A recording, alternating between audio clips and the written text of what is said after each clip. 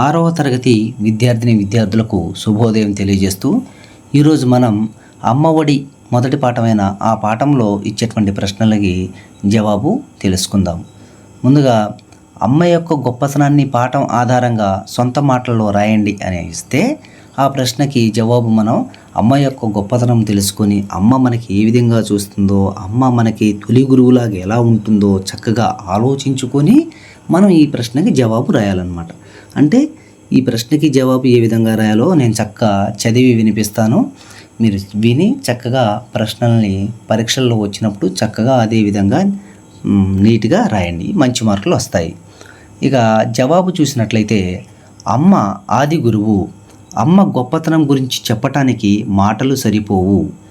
అమ్మ ఒడి పిల్లలకు తొలిబడి. అమ్మ దైవంలా మనకు నిరంతరం రక్షిస్తుంది.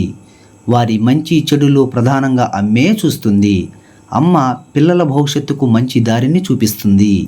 అమ్మ మంచి మాటలు, పాటలు, కథలు, నీతివాక్యాలు బిడ్డలకు చెబుతుంది. చూసారా, అమ్మ అన్ని విషయాలు కూడా మనకి చక్కగా నేర్పించేటువంటి తొలి గురువు అనమాట. అమ్మ చెప్పే మంచి మాటలు వినడం పిల్లల చెవులకు అలంకారం. అమ్మ చెప్పిన మాటలు విని పాటించటం వలన పిల్లలు గొప్ప స్థాయికి చేరుకుంటారు. అమ్మ చేతులు దాన ధర్మాలకు నిలయాలు. అమ్మ పవిత్ర పాదాలు తిరిగిన చోట అంతా మంచి జరుగుతుంది. అమ్మ కళ్ళలో కాంతులు మన భవితకు బంగారు కాంతులు. చూసారా, అమ్మ మనకి ఏ విధంగా చూస్తుందో అన్ని విషయాలు కూడా చక్కగా కవి ఒక చిన్న చిన్న పదాలతో చక్కగా అర్థవంతంగా మీకు తెలియజేయటం జరిగిందనమాట.